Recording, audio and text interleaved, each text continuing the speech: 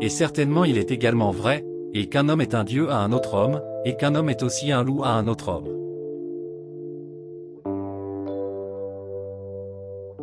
La religion n'a pas d'autre fondement que les lois du pays, et toute loi dépend de la volonté du prince ou du peuple.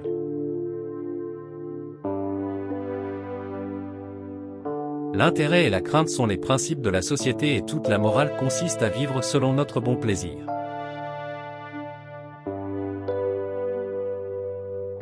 La beauté est un pouvoir, parce qu'étant la promesse d'un bien elle vous recommande à la faveur des femmes et de ceux qui ne vous connaissent pas encore.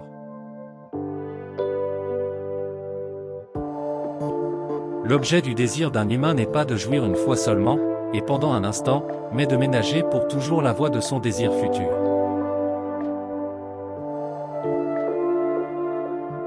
Beaucoup de souvenirs ou le souvenir de nombreuses choses, c'est ce qu'on nomme expérience.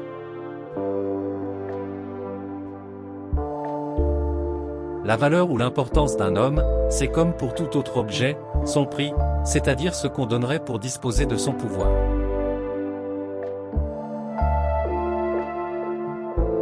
Le vrai et le faux sont des attributs du langage, non des choses. Et là où il n'y a pas de langage, il n'y a ni vérité, ni fausseté.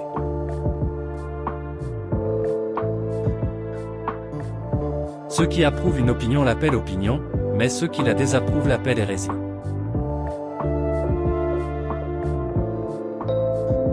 Le privilège de l'absurdité est réservé à la seule créature humaine.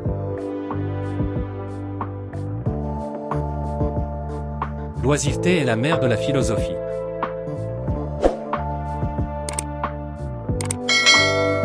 Nous pouvons trouver dans la nature humaine trois causes principales de querelles. Première, la rivalité. Deuxièmement, la méfiance. Troisièmement, la fierté.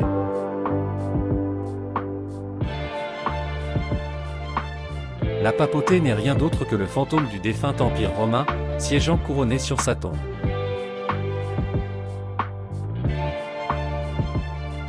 Là où il n'y a pas de puissance commune, il n'y a pas de loi. Là où il n'y a pas de loi, il n'y a pas d'injustice. La force et la ruse sont, en guerre, les deux vertus cardinales.